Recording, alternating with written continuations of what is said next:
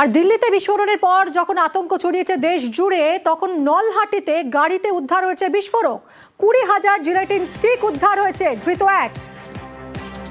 অক্ষয় আমাদের প্রতিনিধি আরো ডিটেলে জানাবে। অক্ষয়, জানাও কোথা থেকে কিভাবে উদ্ধার হলো এত বিপুল পরিমাণ জিলেটিন স্টিক? দেখো, তোমাকে জানিয়ে রাখি, বীরভূমের নলহাটি থানার পুলিশ গতকাল গোপন সূত্রে খবর পেয়ে নলহাটি থানার যে সংকেতপুর সেই এলাকায় হানা দেয় এবং সেখানে একটি 4 চাকা গাড়ি প্রথমে আটক করে এবং তারপর পুলিশ দেখতে পায় সেই গাড়িতে প্রায় 20,000 জিলেটিন স্টিক মজুত আছে এবং এই এত পরিমাণ বিস্ফোরক সেখান থেকে উদ্ধার হয়েছে এবং এই ঘটনায় একজনকে গ্রেপ্তার করেছেন নলহাটি থানার পুলিশ। ধৃত ব্যক্তির নাম জানা যায় নারায়ণ ঘোষ। এই ঘটনার ইতিমধ্যেই তদন্ত শুরু করেছে নলহাটি থানার পুলিশ। এই যে বিস্ফোরকগুলি সেগুলি কোথায় নিয়ে যাওয়া হচ্ছিল এবং কি উদ্দেশ্যে সেগুলি ব্যবহার হতো সমস্ত বিষয় খতিয়ে দেখছে।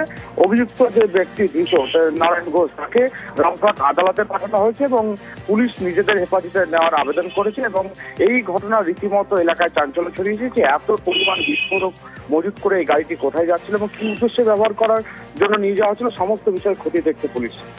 ধন্যবাদ অক্ষয়।